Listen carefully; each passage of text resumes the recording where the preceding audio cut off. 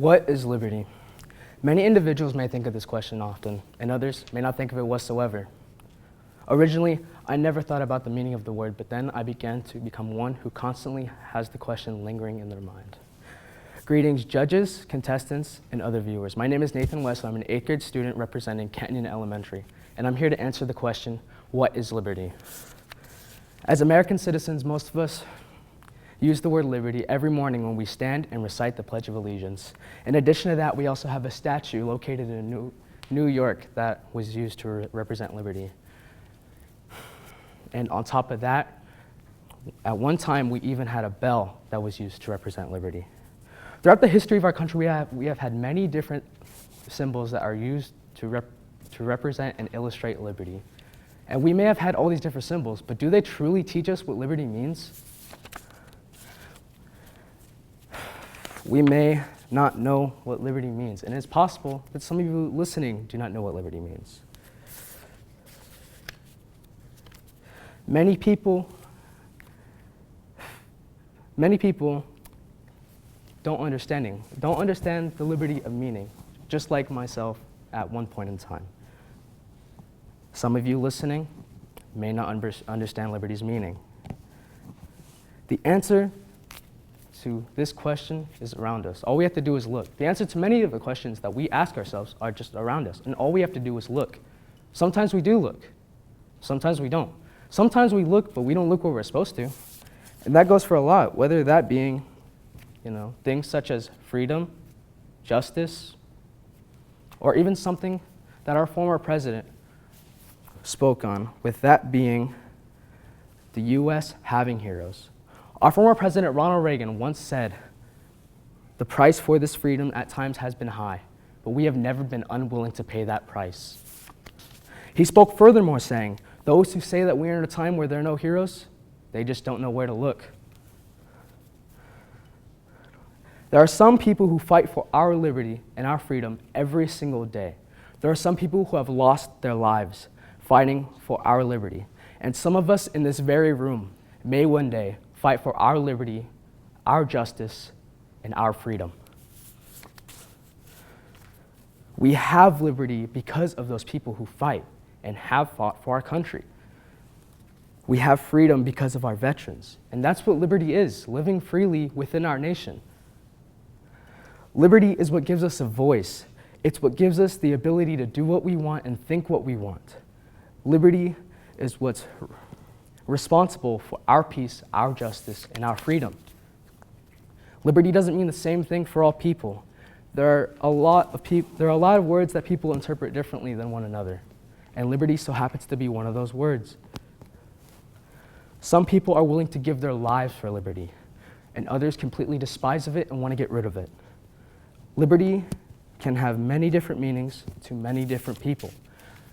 During the 1940s, almost all of Western Europe's Jewish population was at the verge of death due to being persecuted and stripped of their rights in a dark and devastating time that we know as the Holocaust. Many Jewish people sought refuge and liberty, but few succeeded. Some fled to places such as our very own country, and other Jews perished at the hands of the Nazis. Our country, as well as many others, fought, and eventually liberty was brought to the Jewish people. In that moment, liberty meant everything to those who had been through so much suffering. Liberty has saved millions of lives. Liberty has brought us and so many others safety and justice. Liberty has guided us through our darkest days and has brought us our brightest nights.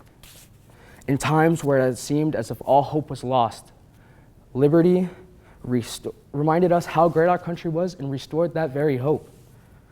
Despite of what others may think, liberty means the world to me. And without it, I would not be standing here in front of you giving this speech. Without it, we would live without identity and possibly without purpose. Thankfully, we have the gift of liberty. And we have this gift because we fight.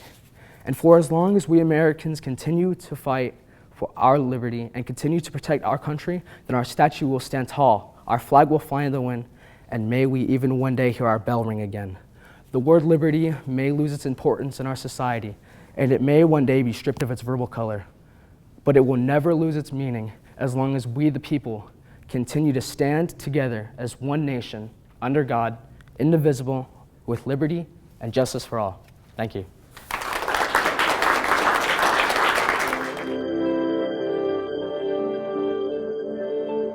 Good morning, ladies, gentlemen, judges, and my fellow contestants. My name is Efren Plath.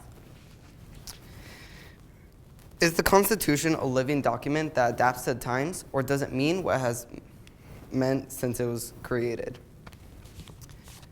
In the year 1787, the third great American document, the U.S. Constitution, was established. However, that does not mean it has stayed the same throughout the years. From the beginning, the framers of the Constitution understood that change and reform would be necessary over time and adjusted it accordingly. The Revolutionary War was the start of events that led to the first great American document known as the Declaration of Independence.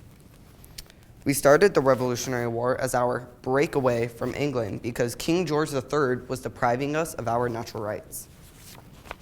Due to the Revolutionary War, approval for the Articles of Confederation was not granted until 1781. There were multiple issues with the article. For example, Congress had no power to tax, there was no national court system, and they could not force states to follow laws. As a result of these problems, 55 delegates gathered to resolve these issues at the Constitutional Convention in Philadelphia. After 4 difficult and stressful months, the delegates completely replaced the Articles of Confederation with a brand new document known as the new and improved U.S. Constitution. Since the establishment of the Constitution, it has been known as the sovereign law of the land. Although, to be fully established, the Anti-Federalists compromised with another document known as the Bill of Rights, listing laws with our basic rights. These documents set up our government and protected our natural rights. Today, the Constitution is much more different than it was in the 1700s because of the Necessary and Proper Clause, also known as the Elastic Clause. The Elastic Clause allows Congress to add any extra laws that are necessary and proper to implement any of its past laws. Adding the Bill of Rights demonstrated the use of the Elastic Clause. The 19th Amendment is just one of these examples.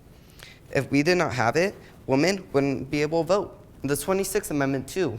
If the 26th Amendment did not exist, 18-year-olds and older wouldn't be allowed to vote for the representatives they want. Based on the evidence listed earlier, there is proof showing the Constitution has changed over the years and will change with years to come. The writers of the Constitution were aware with time came change and planned ahead. Therefore, yes, the Constitution is a living document and is flexible and will adapt to time along with our country. Thank you for your time and have a great rest of your day.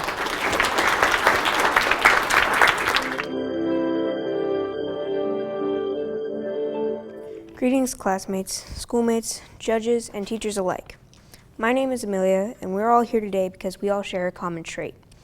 We are all Americans, and we all love our country. We may share different views on this country and the people who may run it, but what do I think about this country? About the views and values of this country? About the people who come together united to make this country as great as it is? And what is it that makes this country so great? Everybody does have a different view on that, about what America means and stands for, on what it represents, and what possibilities it opens up for so many individuals. Today, I'm here to tell you what I believe America represents, what it means, and why we are so proud to be a valued part of this great country. I believe America represents a chance for a new start, a new beginning, for freedom, rights, and prosperity. Now, I know you may have a different opinion, but think about it like this. On September 6, 1620, the Mayflower set out with 102 passengers, all on a journey to America. It would be a long and treacherous journey with sickness and discomfort, but these travelers saw it all worth it because they saw America as better, a better chance for a better life, for a better start for their families or for themselves.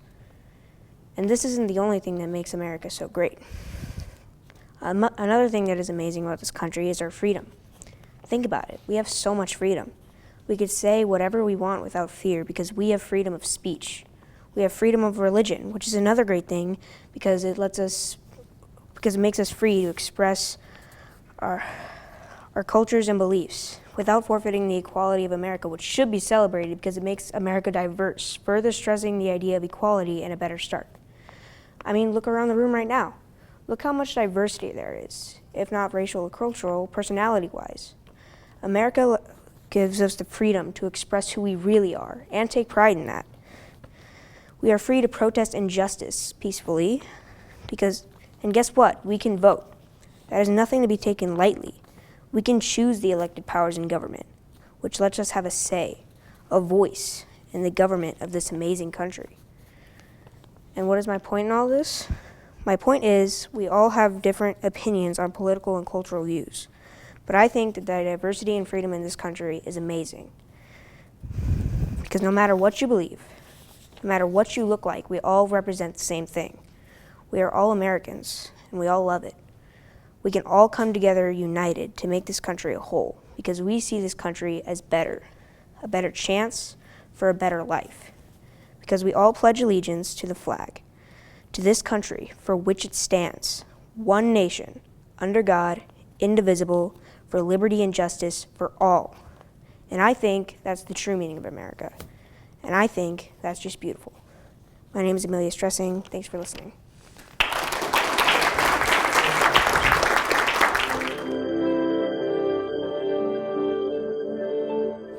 Hello, judges and fellow contestants. My name is Olivia Harelson.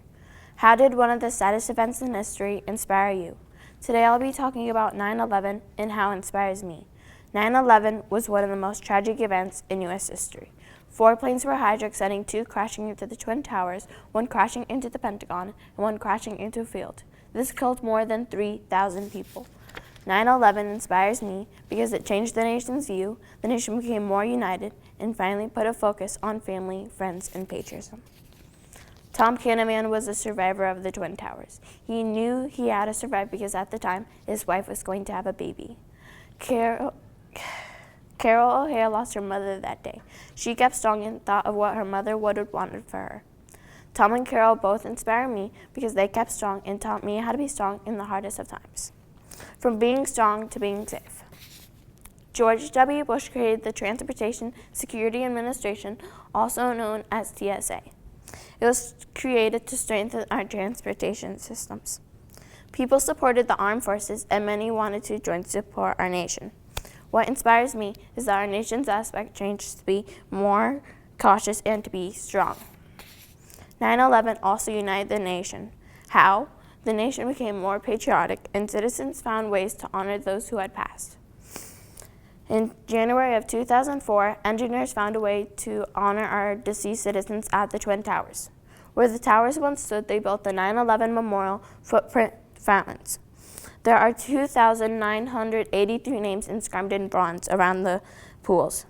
This memorial symbolizes absence made visible. Another memorial is the Survivor Tree, which represents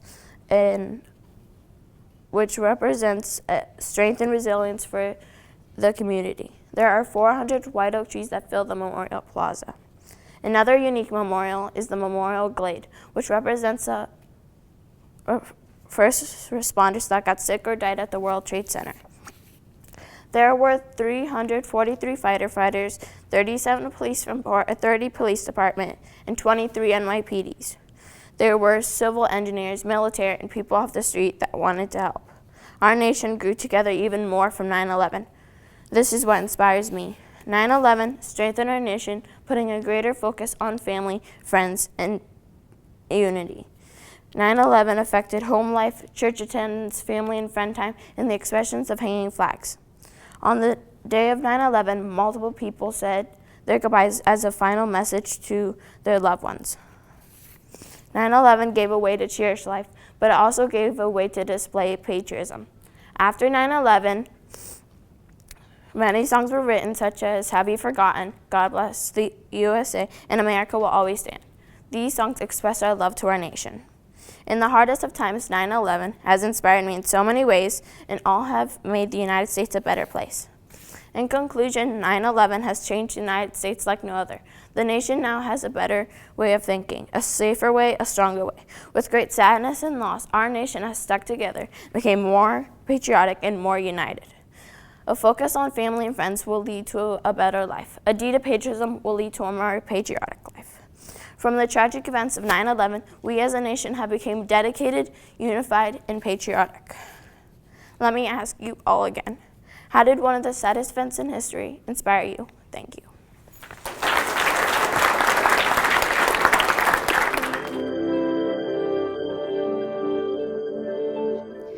As you can see, our founding fathers' mindset was different than the mindset of the majority of those today. 1787 was also the year that our founding fathers created the Constitution. Good afternoon, judges, guests, and fellow contestants. My name is Riley Maggard, and today I'm going to talk about how parts of the Constitution are outdated. Don't get me wrong, the Constitution is where we get our most important rules, powers, and duties we must follow and have. But there are many parts of the Constitution that do not work with today's reality. As we take a closer look, we can identify that the First and Second Amendment and the Electoral College are in need of some serious revisions. The First Amendment lets us express ourselves and our opinions. Many use this right and take it for granted. Have you ever heard someone say something offensive, and when they get called out, they use the term, "I have freedom of speech," or "it's my right to say whatever I want"? People are going to say things and be rude. That's how the world is. But many of their words are abusive and cause damage.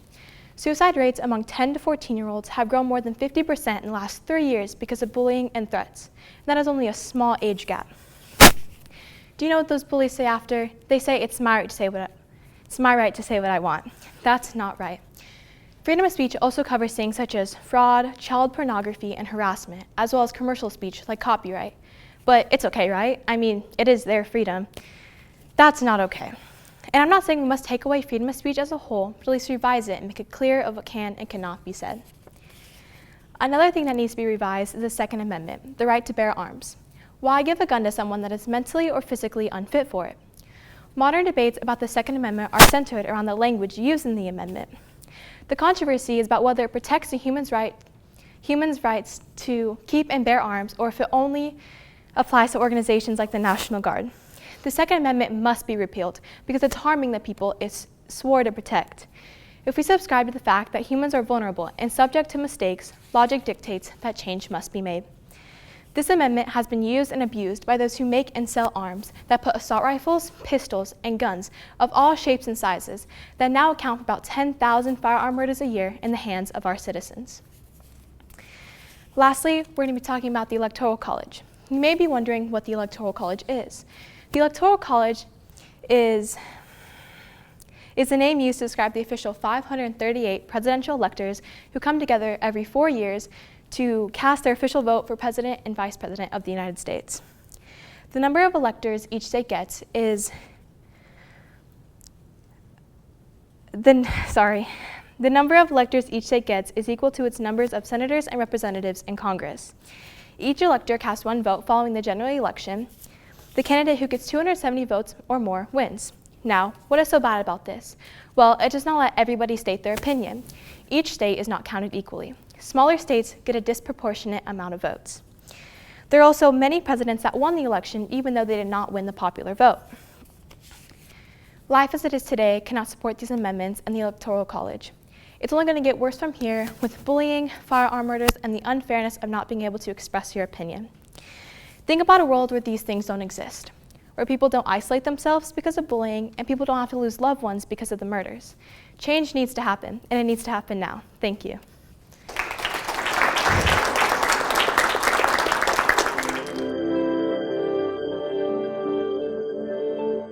Hello and welcome teachers, judges, and fellow contestants. I am Reese Wood, and for the question, which Supreme Court case decision had the biggest impact on America? The answer is simply the Minor versus Hepburn court case, which in fact helped start the fight for women's rights and rights to vote, also known as the Women's Suffrage Act and the 19th Amendment. In 1920, the 19th Amendment was made and the women's suffrage movement was ratified. In 1872, there was a court case between Minor and Hepburn. Minor was a woman who got her 14th Amendment rights taken away and was restricted to vote on the Missouri law. Back in the day, an ominous decision was made by the Supreme Court that upheld an Oregon state law limiting women to work more than 10 hours a day. Even though 3 years earlier in New York, the court stated that no state should restrict the working hours of men for that to interfere with their rights as workers. Most people need to work extra hours for reasons like to get more money to go grocery shopping, feed their kids, or to be able to pay all the bills. Whatever the cause is, it's most likely an importance. Even in today's society, women don't make as much as men, even if they have the same degree, same specialties, or even work the same number of years. A difference we do have as women is we aren't limited our hours anymore for just being female. This started to happen around the end of World War II when women went to college and graduated school with the expectation to work. They showed that they can handle work life and a family. The Minor v. Hepburn court case was a very important case for fighting for women's rights. In 1872, Virginia Minor was barred from the registration to vote in St. Louis on the Missouri law that would restrict the suffrage of men. She had been denied the privileges and immunities of citizenship that was guaranteed by the 14th Amendment. As Minor and her husband tried to sue the court for taking away her rights, the court declared that the privileges and immunities of citizenship were not specifically defined in the Constitution. So as a result, they effectively put an end for women to be able to vote and all around have a say in political decisions. This court case was such a big deal, Susan B. Anthony stepped in and tried to be heard. As a result of her stepping in, she was arrested and was fined $100, which in today's society would be equivalent to $2,285. The right to let women vote was one of the biggest deals in American history. As about now, 50.8% of the American population are women, meaning if we were left out of the voting decisions, the result would be biased. Half the United States wouldn't even be able to vote on it. So when the 19th Amendment happened, the United States was more of a fair democracy. The 19th Amendment quotes, "The right of citizens of the United States to vote shall not be denied or abridged by the United States or by any state on account of sex." One of the most iconic people for fighting for women's rights is Susan B. Anthony. She was one of the leaders for the women's suffrage movement, along with a girl named Elizabeth Cady Stanton. They believed and fought for women to be able to vote and all around be equal to men. Susan's work, along with thousands of other brave men and women, paved the way for women's rights and rights to vote to even being considered, let alone legalized. With the women's suffrage movement, it gave women freedom from many things, one being able to get out of abusive marriage. It used to be legal for husbands to beat their wives, and they used to think that they were entitled to correct their wives' behavior. A judge named Francis Bowler went so far to legalize it to where men could beat their wives with sticks no thicker than his thumb. It took until 1920 to legalize marital violence, and women used to never have a say or opinion on anything, as they were widely known as weak and useless. Although not all men did believe that women were weak and useless, like Frederick Douglass, George Francis Train, and James Mott. Most did. For example, Theodore W. Sims went up with an unset broken arm and shoulder, trying to attempt and persuade any hesitant congressman to vote for women's rights. So without the Minor v. Hepburn court case that made people fight for the 19th Amendment, women wouldn't be where we are today. We have risen so much to have the same rights as men, and because of the bravery from those women who fought so hard, it paid off. Now with the rights we have, we can vote and have a voice. The 19th Amendment has fully changed America for the better.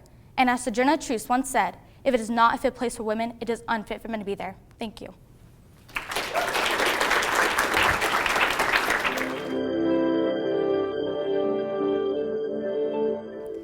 Every step we take, we get closer to a better environment for our nation's future.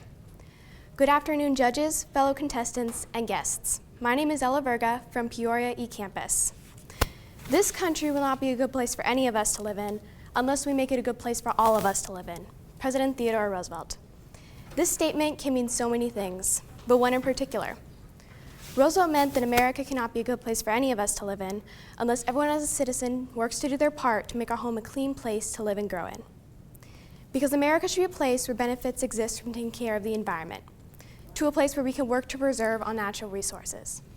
And when it comes to air pollution, citizens are aware of the outcomes. As citizens of a country, we have the responsibility to work to do our part. Theodore Roosevelt was the 26th President of the United States, and also the youngest, being just 2 months away from his 43rd birthday. According to Encyclopedia Britannica, before becoming president, Roosevelt temporarily studied laws before changing his careers to politics and writing. These careers later gave him the opportunity of leading a nation. Just 21 years later, after being elected vice president but moving a step up to president, Roosevelt changed America. One of the most important things he did was establish many national forests, parks, and reserves. It is clear that Roosevelt cared about nature and made many pursuits to strengthen the natural world because of it. There are many benefits that come out of taking care of the environment. Whether attempts are nature-related or done indoors, like picking up trash on the sidewalk or recycling, benefits are made, and these can slowly change our futures for the better. While on the other hand, some may say that caring for the environment is a waste of time, especially with more dramatic problems at stake. However, according to the Environmental Protection Agency, between 1980 and 2019, carbon dioxide has increased by about 11%. And just in the year of 2020, pollution levels have risen by a little more than 6% in the United States. Constantly, all around us, carbon dioxide is trapping heat in the atmosphere, causing temperatures to slowly rise. As citizens of a country, we have the responsibility to our fellow citizens to act now, before more problems strike. According to the World Book Online, natural resources are those things provided by the environment that support people's wants and needs. During his time as president, Theodore Roosevelt used his power to preserve these natural resources. Roosevelt paid attention to the possibility of forest loss and environmental pollution when it wasn't as much of a concern. Today, even when it is a concern, many are unsure on how to maintain these valuable resources that can't be renewed so easily. Take trees, for example. They are a renewable natural resource. They can be planted again and reused. However, water in the Colorado River, for example, cannot be reestablished. When it comes to natural resources, such as land or water, these are limited. In conclusion, as citizens of a country, we have the responsibility to do our part and take care of the environment. If Theodore Roosevelt were here today, he would be urging us to do what we know is best for the environment. He would be encouraging us to recognize the growing situation that stands right in front of us. Whether it means recycling or making a commitment to join a club with members that all work towards the same goal, we can get closer to a solution. Simply because every small objective we reach, every step that we take, we get closer. We get closer to a better environment for our nation's future. All we need to do is take responsibility. We must do our part as citizens of a country and take responsibility of working our way up to find a solution. Not just for ourselves, but for every inhabitant of our country. Thank you.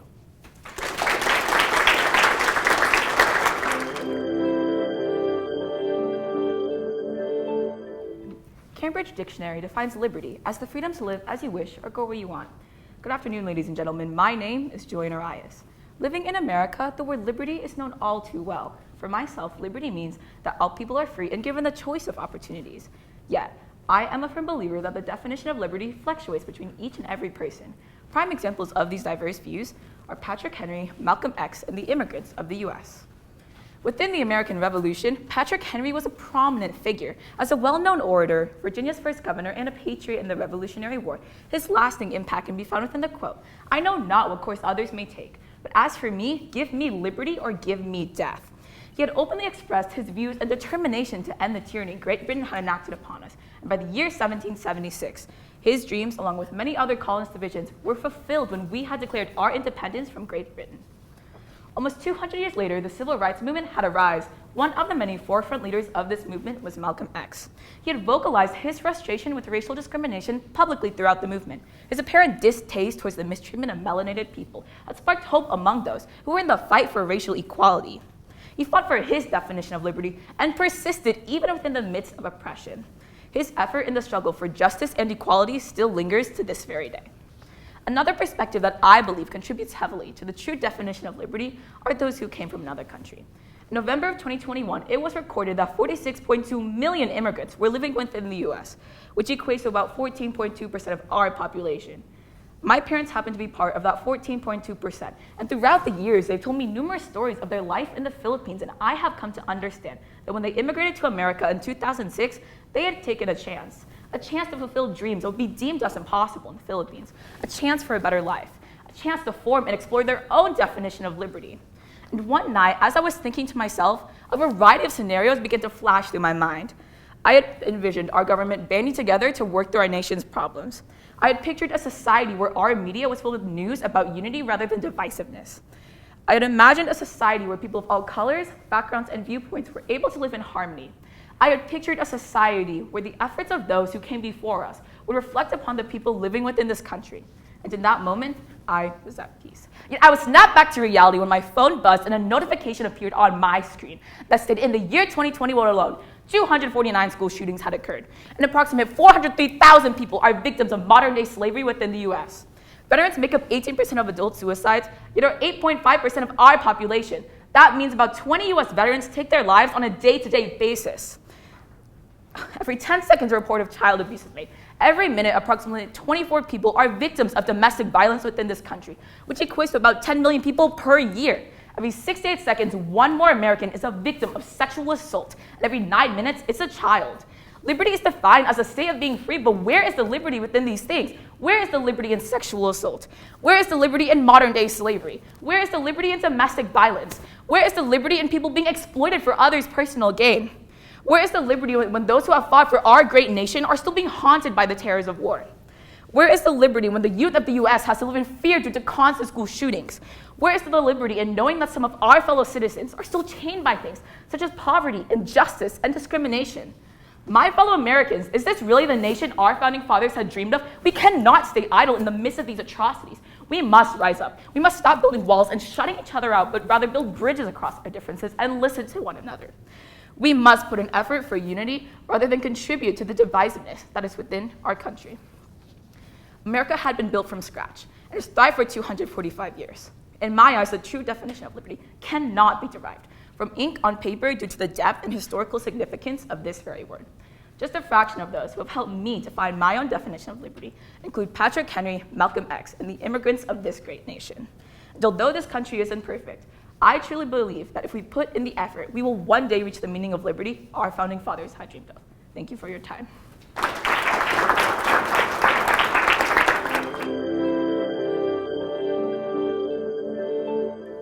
Oh, ladies first, right? This is something we have always said, but in 1848, when women didn't even have the right to vote, wasn't it ladies last? Good afternoon, judges, guests, and fellow contestants. My name is Avery Klingman. The phrase, ladies first, is said by men to show politeness towards women. It can be seen as a mannerly gesture of respect to a woman.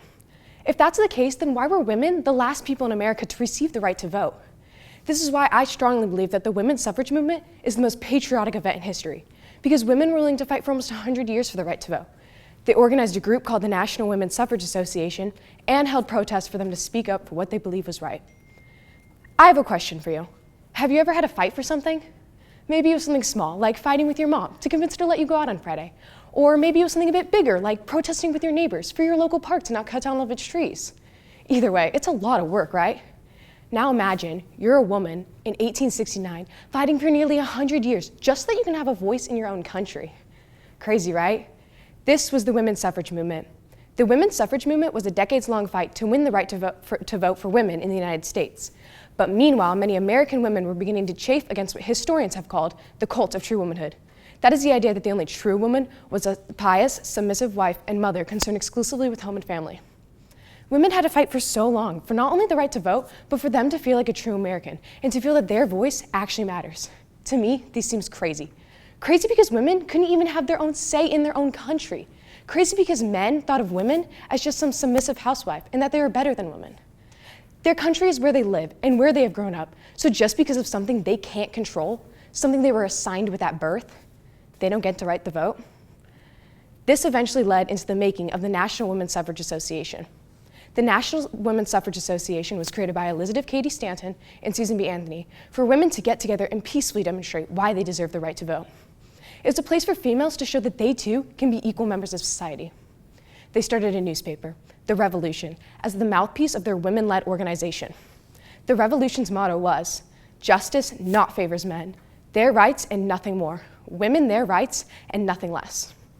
This motto was created by one of the leaders, Susan B. Anthony, and shows just how badly women wanted the right to vote in the US and that they weren't going to stop until they got it.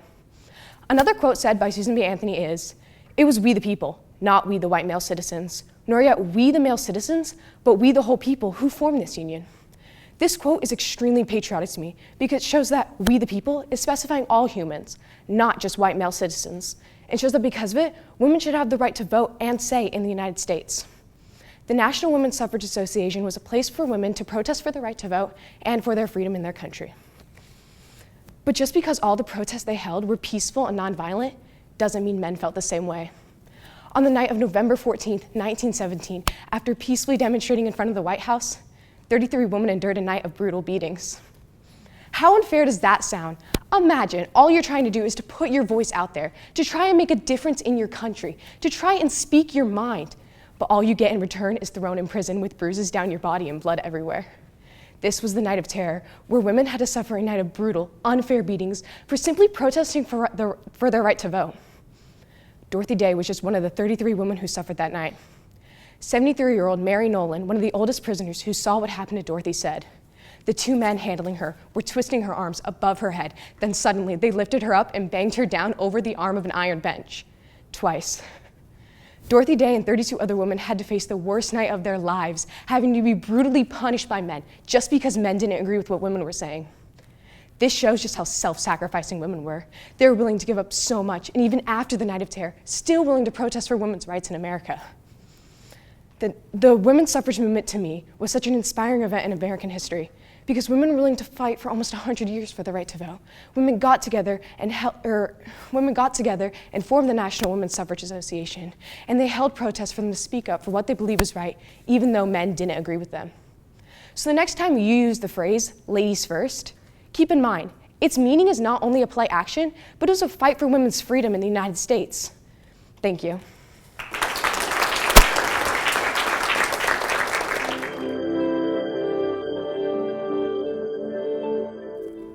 Imagine yourself as an adult. It's election day and you have to place your ballot. You think to yourself, who do I want to represent me as a citizen? And will they change the opinion of the country? Welcome judges, contestants, parents, and teachers. I am Genesis Parker. I'm a student at Peoria Elementary and would like to explain to you what voting means to me as a female citizen of color. Back in the 1900s, when we women weren't able to make our own decisions, we were expected to do all the work at home while men worked and paid all the expenses. Especially as a woman of color, we were responsible for others' problems or were forced to make our own work. We were responsible for others' problems or forced to work at lower class jobs. Now think to yourself, do you think that's fair? I sure don't. Neither did Susan B. Anthony. Susan B. Anthony was a crusader for women's suffrage in the United States.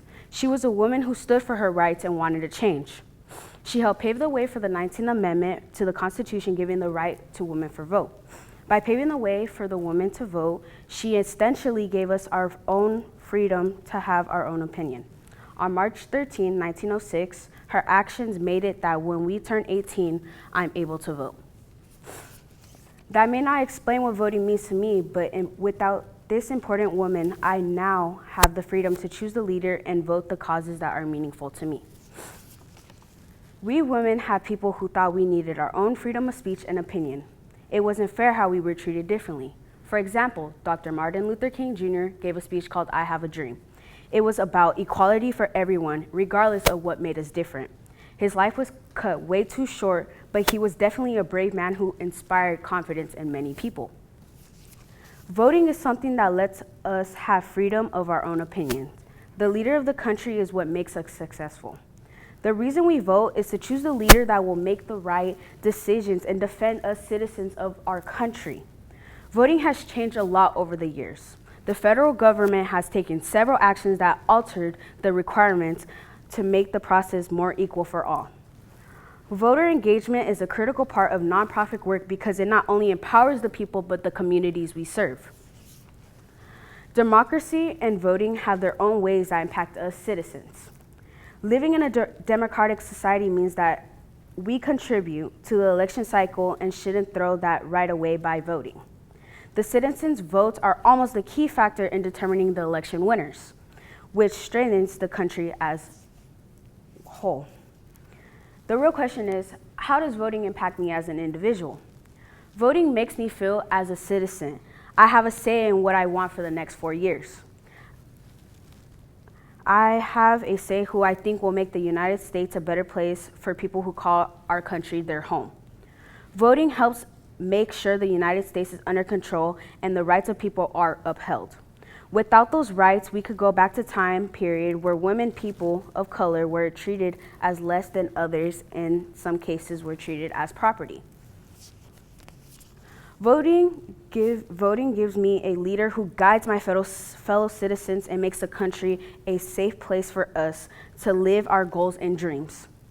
Voting is allowing to state our opinion without fear of judgment.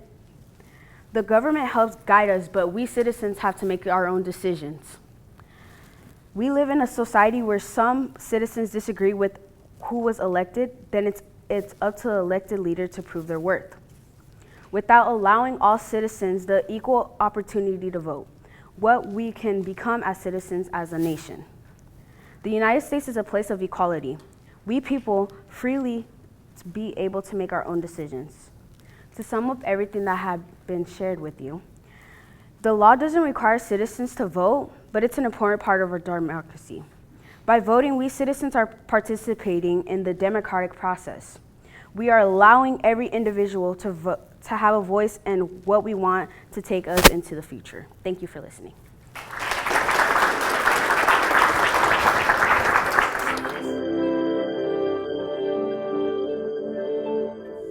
The vote is the most powerful instrument ever decided by human beings, or breaking down injustice and destroying the terrible walls which imprison from others. Martin Luther King Jr., one of the many heroes who helped others get the right to vote.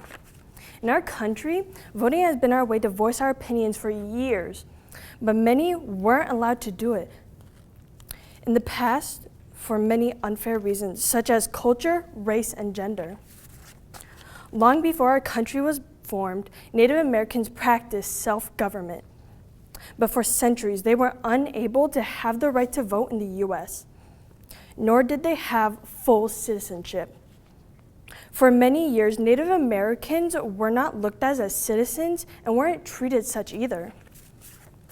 In 1887, the Dawes Act was passed, which let federal government break up tribal bands in which they would use this to pull Native Americans into mainstream U.S. society by recommending that they farm and cultivate. And the ones who let them divide their tribes would be able to get citizenship in the U.S. In 1924, the Snyder Act was implemented. This finally gave Native Americans full citizenship, but this still did not give them the right to vote until later in 1962, where they could vote in every state in America. It was not only Native Americans, but also African Americans. After the Civil War, the 14th Amendment was placed, giving full citizenship to the African Americans, but did not give them the right to vote till the 15th Amendment, stating that every citizen should not be denied the right to vote because of their color or race. But states still found ways around this. This turned people of color away until the Supreme Court struck down on this, enabling the Grandfather Clause. This stated if your grandfather voted, you could vote. This was their way to keep descendants of slaves from voting. This went on for decades as many brave people protested and marched to have voting equality. People even died and got arrested for something they should already have. In 1962, the 24th Amendment banned the use of poll tax. Then, in 1965, the Voting Rights Act was in place to give the right to vote for all African Americans. This evoked change in the South. It took many years to stop the restrictions states would put on voting of people of color. Lastly, women's suffrage. During the 19th century, a group called the National Women's Suffrage Association began so that women could start speaking out about how men voting was unfair and several other things. This started to bring light about how women were also citizens and provided so too. In 1890, the group had over 50,000 members, making it the largest female organization. When people of color were given the right to vote, they excluded women. In 1878, an amendment was brought to Congress by Susan B. Anthony about women's suffrage. It was later forgotten in 1887. Many states were already beginning to give women voting access in 1869 through 1893. During the 20th century, the women's suffrage movement started to grow as more states gave women the right to vote. Many women would join in on marches, but it would not end well, as women would be beaten and jailed. When Woodrow Wilson was in office, he stated how women were providing vital roles during World War I and deserved the right to vote to make the world safe for democracy. Then in 1919, the Women's Suffrage Amendment was passed, the same one Susan B. Anthony wrote. Then in 1920, the 19th Amendment was official. Throughout history, we have restricted people and treated them cruelly for something they cannot help. And finally, everyone got that one basic right. Thank you.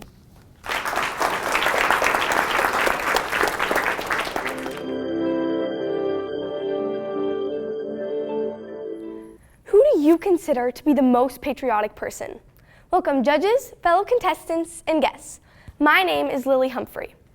On October 11th, 1884, Anna Eleanor Roosevelt was born in New York City. She went through many hardships during her childhood, with the most significant one being that both of her parents passed away. At the age of 18, she became involved in social service work and began teaching at a settlement house, which showed patriotism because she devoted her time to educating others and teaching a future generation how to live in our society. In 1905, Eleanor married Franklin D. Roosevelt, but sadly, about 15 years into their marriage, FDR was diagnosed with poliomyelitis. Eleanor became more politically active as a way to keep her husband involved in politics. She volunteered at American Red Cross and in Navy hospitals, where she visited injured soldiers and assisted their families. She showed patriotism because she offered a helping hand when our country needed it most. In 1933, Franklin Roosevelt became our 33rd United States President, and Eleanor became the First Lady. She was the first of the presidential wives to hold her own press conference. Her patriotism is shown because she took it upon herself to take her husband's presidential duties and responsibilities as her own. This included giving speeches, traveling across the world, and meeting people from various places. Eleanor fought tirelessly for human rights and addressed urgent issues that involved the United States. For example, she gathered support from the community and sent letters to the White House explaining how to include African Americans. She visited the Gila River Relocation Center in Arizona, where thousands of Japanese detainees were being held. Eleanor also joined the League of Women Voters and worked for the Women's Division for the New York Democratic Committee. When she worked there, she became interested in the working class women, social feminism, and the poor. She played a huge role in influencing women to be involved in politics. Eleanor pushed for changes in equality throughout her entire career as a First Lady. She broke down the skeptics that believed women cannot do what they dream. One of Eleanor's many famous quotes is, "The future belongs to those who believe in the beauty of their dreams." Through adversity, Eleanor was an activist who fought for equality, human rights, and feminism. Eleanor's confidence and resilience is admired worldwide. She claimed that her most important task was to help all people gain basic rights. This included food, clothing, and housing. She was a teacher, a role model, and inspiration, but above all, she was a leader for our country. Eleanor created solutions to large problems and helped our country become what it is today. She was a woman ahead of her time. Her patriotism for our country was shown repeatedly throughout her lifetime when she chose to put our country's needs before her own. Through all of this, Eleanor didn't want to be referred to as elegant, but as plain Mrs. Roosevelt. Even after her death in 1962 from tuberculosis, the U.S. continues to be positively impacted by her lifelong journey of excellent work. So, when I'm asked who I think is the most patriotic person, Anna Eleanor Roosevelt is my choice. Thank you.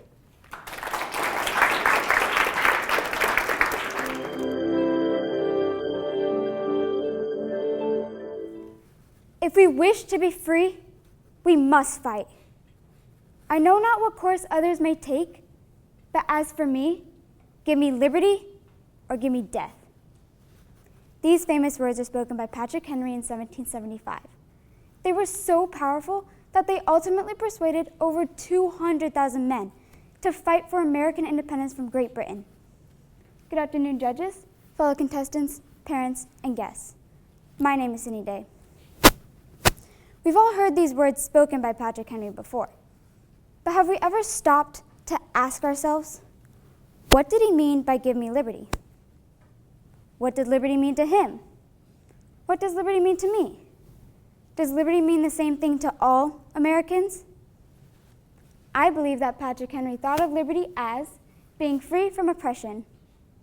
But to me, liberty is more than that. For me, liberty means freedom, justice, and opportunity. According to the dictionary, liberty means the quality or state of being free, the power to do as one pleases. In the United States, we enjoy many freedoms, such as freedom of speech, freedom of religion, and freedom of assembly. However, are we truly free to do anything we want? What if, while exercising our own freedoms, we deprive someone else of their freedoms? Abraham Lincoln once said, "Those who deny freedom to others deserve it not for themselves." This means that, while freedom allows us to act as we wish, liberty requires us to be responsible in the use of freedom. This brings me to my next point, which is that liberty means justice. Justice refers to having equal protection under the law. Having equal protection under the law. William Godwin defined justice as the impartial treatment of every man in matters that relate to his happiness. Without justice, criminals could take away our rights and could put us in danger. Fortunately, we are living in the greatest country in the world, with a dedicated police force and a brave military who are willing to risk their lives to protect us and help seek out punishment for those who are guilty of unlawful behavior. Without justice, there can be no liberty. And without liberty, there can be no justice. Finally, liberty means opportunity. Our country was founded on the idea of equality under the law that allows all citizens the same opportunities to pursue happiness. We are fortunate enough to be able to pursue any dream we wish, pursue the job we want, have the family we want, and achieve the American dream. And with opportunity comes a means and ability to help others reach their fullest potential. When we volunteer to give our time and other resources for the common good, we help give others the same opportunities to pursue their dreams. In conclusion, for me, liberty means freedom, justice, and opportunity. Without freedom, justice, and opportunity, there can be no liberty.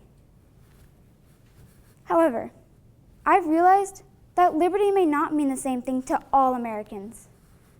Abraham Lincoln claimed, "We all declare for liberty, but in using the same word, we do not all mean the same thing." Now, you tell me, what does liberty mean to you? Thank you.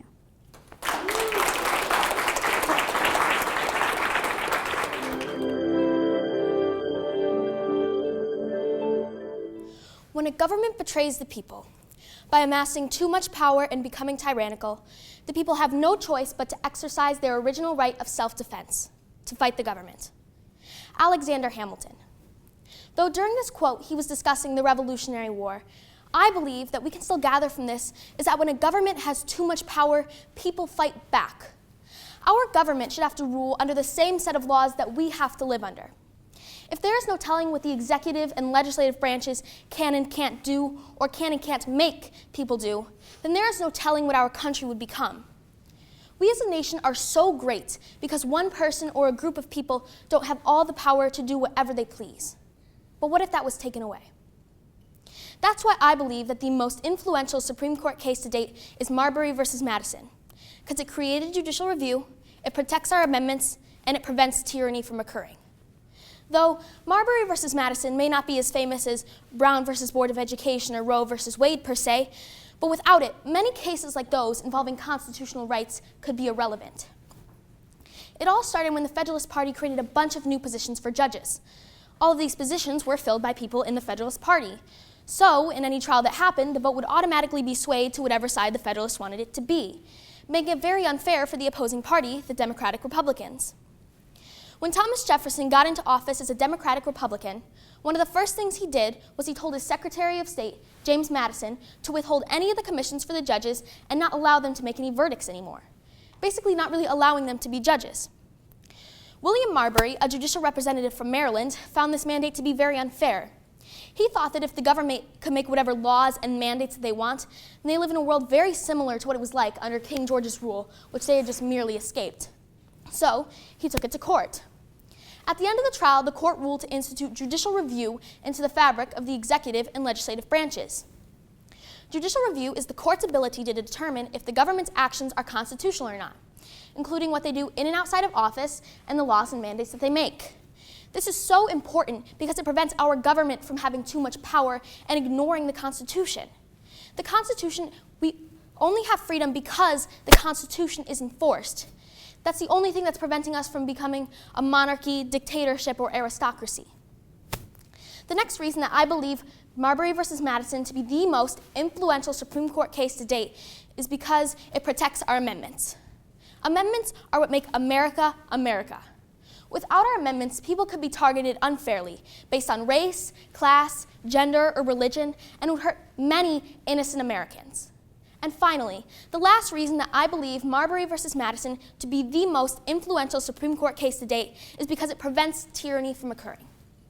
We as a country stand out from the rest because of democracy and freedom, two things that people who live in authoritarian dictatorships do not have. We are so lucky because our leaders can't take advantage of us because of Marbury versus Madison. But look at countries whose leaders do take advantage of them. For example, North Korea. In North Korea, there are approximately 120,000 people in political prison camps for doing so much as speak ill of their leader. He has killed 340 people, including members of his own family. This just goes to show the amount of power that corrupt leaders have. We are lucky because we are free. We are free from political oppression. We can speak freely like I am doing right now. Did you know that in North Korea, people aren't allowed to practice religion because the government wants people worshiping them rather than a god? But we get to, because of our Constitution, and most of all because it is protected by Marbury versus Madison. That is why I believe Marbury versus Madison is the most influential Supreme Court case to date. Because it created judicial review, it protects our amendments, and it prevents tyranny from occurring. We, the people of the United States, are endowed by our creators with certain inalienable rights. That among these are life, liberty, and the pursuit of happiness. Without these, what has everybody who has gone to war fought for, if not the freedom that we take for granted every single day, so that people like us can sleep peacefully at night, knowing that we are protected by our government, our military, and our Constitution. We as a nation may not be perfect, but at least we can say that we are free. And we can't allow our leaders to take that away, because our freedom means more than we will ever know. Thank you for your time.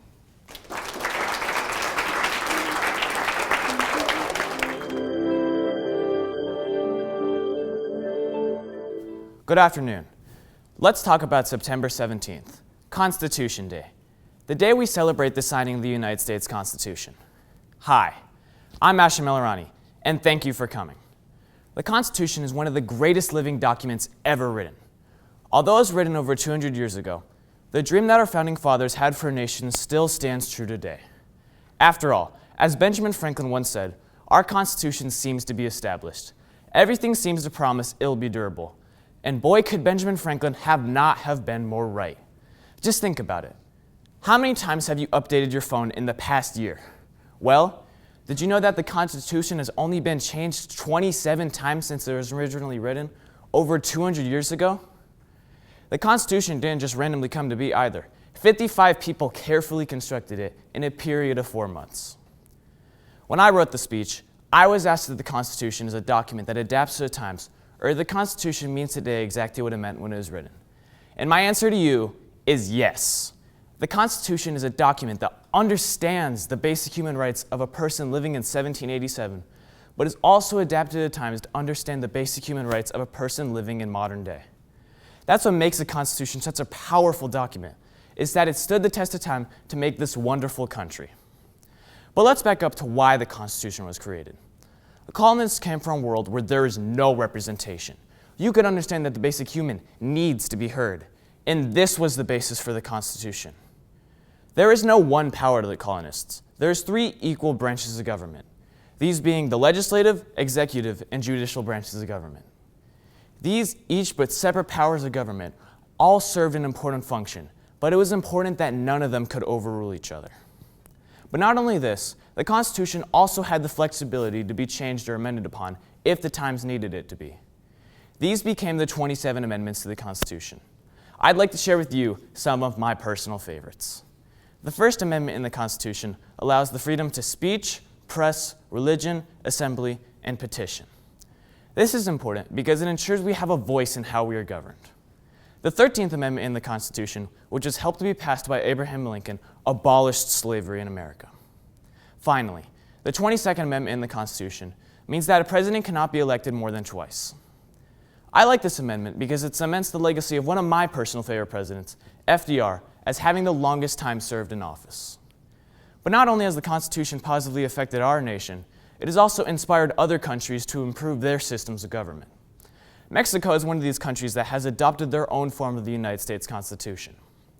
Mexico's Constitution is very similar to ours in that it guarantees its civilians individual freedoms. Many of you are probably wondering why the Constitution is such an inspiring document. Well, the Constitution is a document that understands our basic human rights. For instance, Venezuela is an example of an authoritarian regime, or a dictatorship. Because of this, Venezuela is ranked as having the lowest scores in the Americas based off of the EIU index, which measures civil liberties and the functioning of the government. So with all this said, I believe that the Constitution is a document that understands the basic human rights of a person living in modern day, but can also mean exactly what it meant when it was written.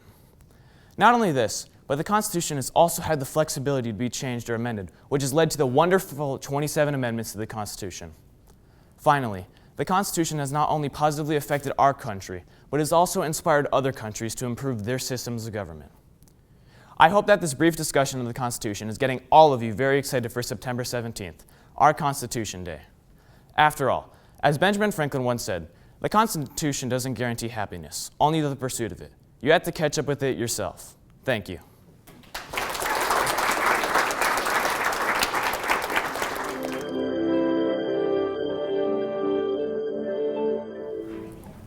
A famous quote states, "The beauty of the world lies in the diversity of its people." This speaks to the value of how immigrants have brought their unique cultures and ideas to make America what it is today. Immigrants have many contributions to the very fabric of the United States. They've helped shape our country as we see it today. Foreigners have increased the value of our everyday experiences, built our economy, and brought energy and innovation. Hello, judges, fellow contestants, and audience members. My name is Giovanni James.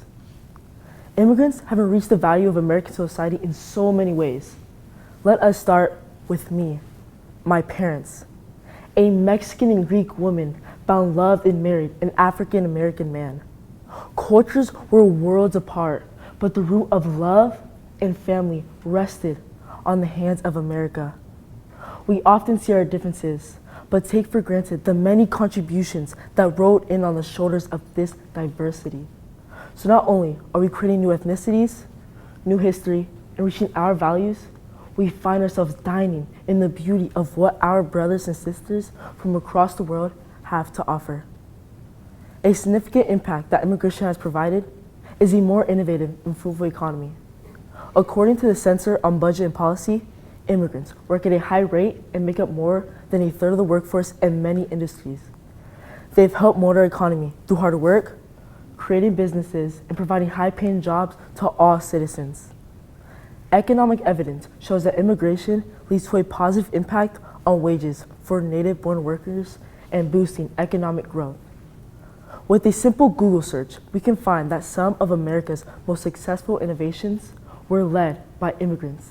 In fact, the world's largest internet search engine, Google, was co-founded by immigrant Sergey Brin, and the first telephone was invented by Alexander Graham Bell, an immigrant from Scotland. We can dine on foods from around the world, but often fail to realize that that recipe nestled itself in the backpack of an immigrant who is tired, poor, part of the herded masses yearning to breathe free. As tired eyes connected with the image of liberty, we are being introduced to new ways of life through diverse cultures. Immigrants have brought their cultures and ideas to broaden our minds and experiences.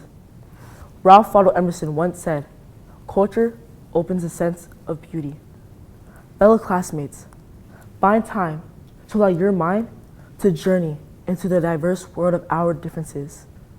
Watch how it can turn a blank canvas of a mind into a beautiful work of art. Embrace the differences, from the sound waves of accents to the beauty of the hijab. One of my favorite African Zulu folktales says, "We are who we are because of other people." I leave you with this. What would America be without immigrants? May this be a reminder of how we can pull our cultural fabrics together and enrich this country, change the world for the better, and allow our love and differences to change the very essence of our hearts. Thank you.